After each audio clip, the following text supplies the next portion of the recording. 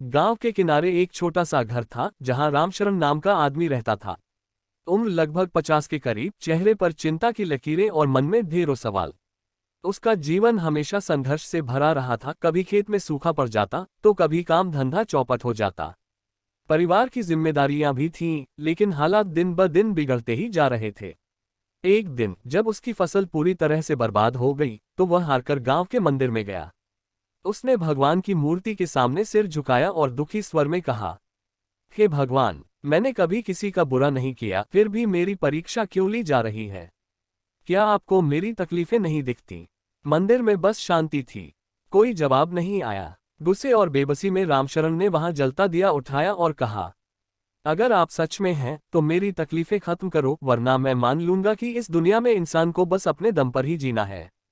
तभी एक बुजुर्ग संत जो वहां ध्यान में बैठे थे, रामशरण की बात सुनकर मुस्कुराए और बोले, बेटा, अगर तू चाहे तो मैं तुझे इस सवाल का जवाब दे सकता हूं, लेकिन इसके लिए तुझे मेरे साथ कुछ दूर चलना होगा।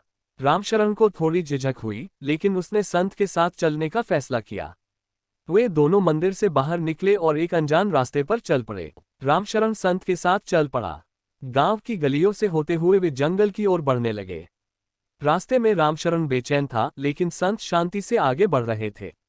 कुछ दूर चलने के बाद वे एक सूखी नदी के पास पहुंचे।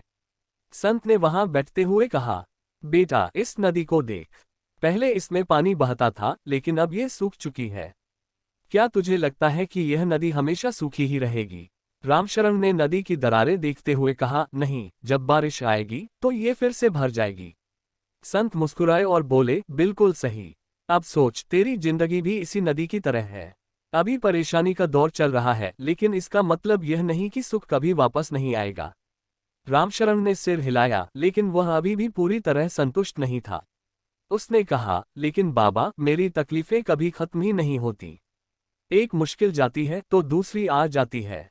क्या भगवान को मेरी तकलीफें दिखती नहीं? संत ने एक पत्थर उठाया और उसे रामशरण की हथेली पर रखते हुए बोले, इस पत्थर को निचोड़कर पानी निकाल।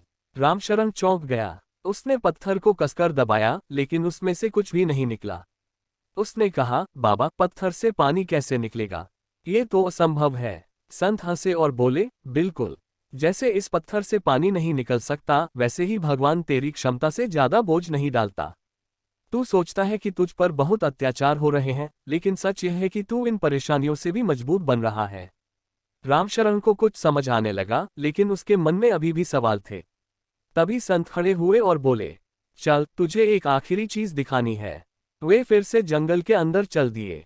रामशरण संत के साथ जंगल में और आगे बढ़ा। रास्ता कठिन था, कहीं ऊंचे पत्थर तो कहीं कीचड़ भरी जमीन। चलते चलते वे एक कुम्हार की कुटिया के पास पहुंचे। वहां कुम्हार मिट्टी से खूबसूरत घड़े बना रहा था। संत ने रामशरण से कहा, बेटा, जरा ध्यान से देख कि यह कुम्हार क्या कर रहा है। रामशरण उत्सुकता से देखने लगा। कुम्हार ने पहले मिट्टी को गूंथा, फिर उसे चाक पर रखा और अपने हाथों से एक सुंदर घड़ा बनाने लगा। लेकिन तभी उसने घड़े को एक तरफ रखकर उसे धूप में सूखने के लिए छोड़ दिया। रामशरण ने पूछा, बाबा, इस घड़े को धूप में क्यों रखा?